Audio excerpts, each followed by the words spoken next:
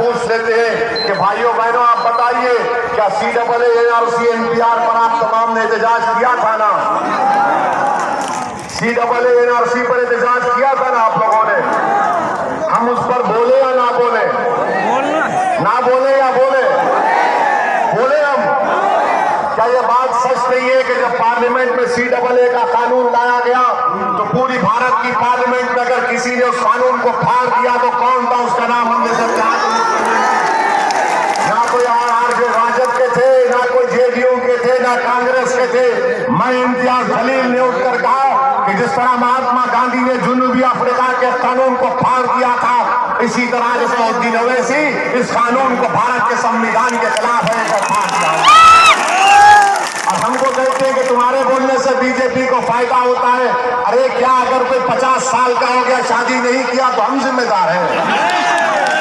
अगर कोई किसी के घर में बैल और भैंस या भैंस अगर दूध नहीं देती तो हम जिम्मेदार हैं गाय के?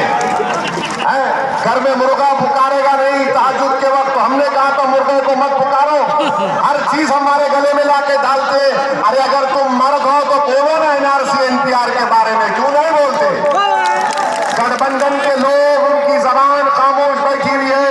याद रखो, सीमांचल की जनता, कोचा दामन की जनता NRC NPR की लड़ाई हमारे लिए जिंदगी और मौत की लड़ाई है और हमको लड़ना है।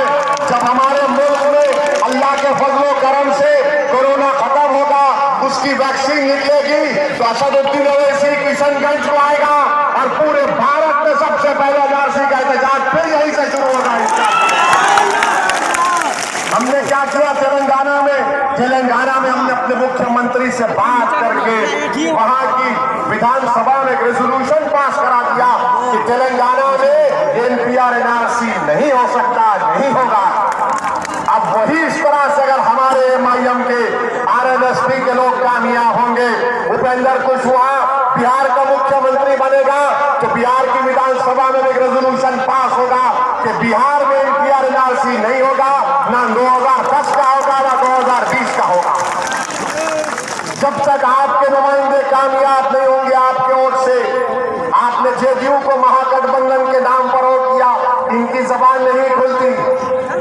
नीतीश कुमार के आगे नजरें झुका देते हैं। मेरे अजीज दोस्तों और बुजुर्गों, इसीलिए हम आपसे अर्ज करने आए हैं कि डरने और घबराने की जरूरत नहीं है। ये बीजेपी के वोट नरेंद्र मोदी के साथ बैठकर कोचा दामन में लड़ने की हिम्मत कर रहे हैं। अरे बताओ RJD वालों, तुमको 15 साल हुकूमत करने का बिहार की जनता ने मौका दिया, तुमने क्या किया सीमांचल के बारे में?